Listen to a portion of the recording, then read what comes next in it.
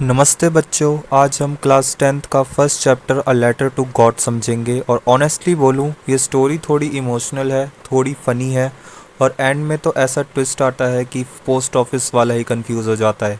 ये स्टोरी लिखी है जॉर्ज लोपेस फ्यूएंटिस ने। तो चलिए स्टोरी को स्टार्ट करते हैं। स्टोरी का हीरो है लैंको। लैंको एक फार्मर है, एक पुअर फार्मर है, एक गरीब फार्मर है। मतलब सैलरी भी नहीं, इंक्रीमेंट भी नहीं, सिर्फ फसल का होप है।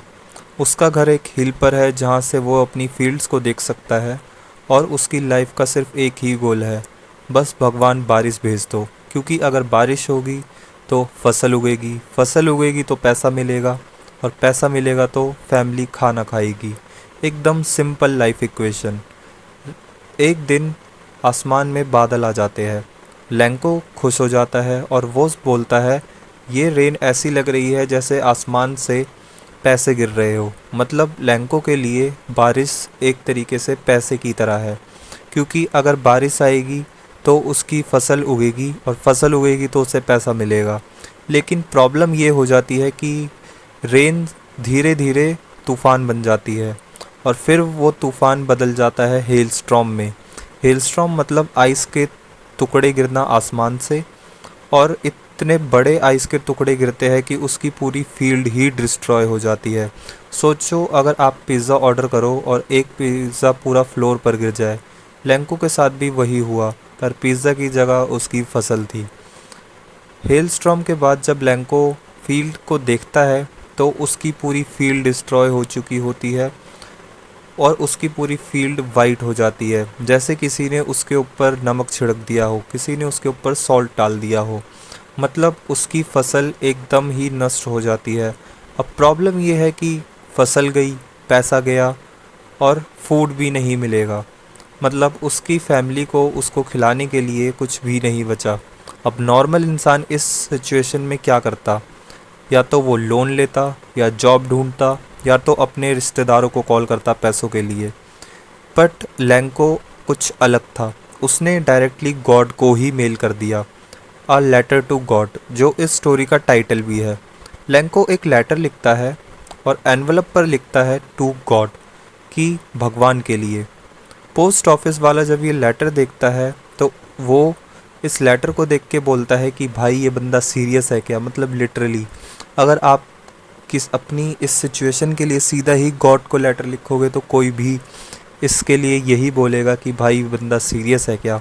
लेटर में लैंको लिखता है, गॉड अगर आपने मेरी हेल्प नहीं की तो मेरी फैमिली भूख से मर जाएगी, क्योंकि मेरी सारी की सारी फसल नष्ट हो चुकी है, और मेरे पास मेरी फैमिली को खिलाने के लिए कुछ भी नहीं है।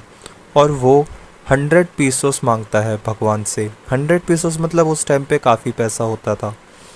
पोस्ट मास्टर को लैंको का लेटर मिलता है। पहले तो वो हंस देता है, फिर सोचता है यार इस बंदे में फेथ बहुत ज़्यादा स्ट्रांग है, मतलब इसमें बहुत ज़्यादा विश्वास करता है ये इन चीज़ों के लिए। अगर इसको हमने रिप्लाई नहीं दिया तो इसका सारा का सारा विश्वास टूट जाएगा।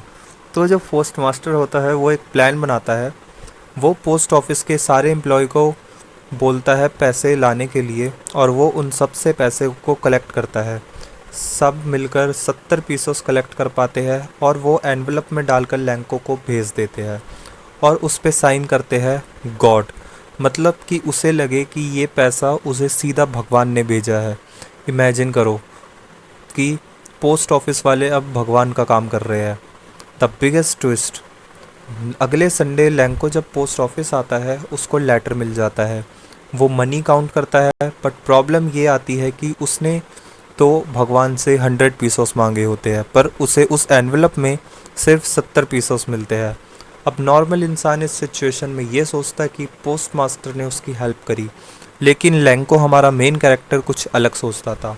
उसको अपने इस लेटर पे फुल कॉन्फिडेंस था कि गॉड ने ही अब उसे मनी भेजा है, कि गॉड ने ही अब उसे पैसा भेजा है, और उसे लगता है पोस्ट ऑफिस वालों ने उसके 30 पीसोस बीच में ही चुरा लिए।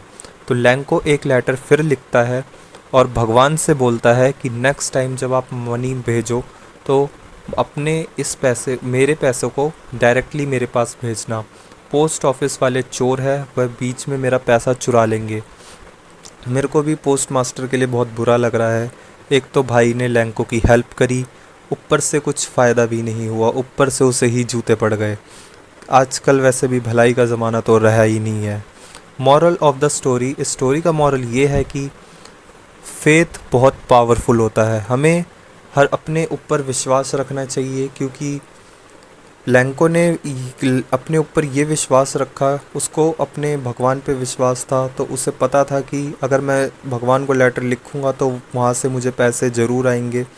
तो भगवान ने भी उसके लिए रास्ता बना ही दिया।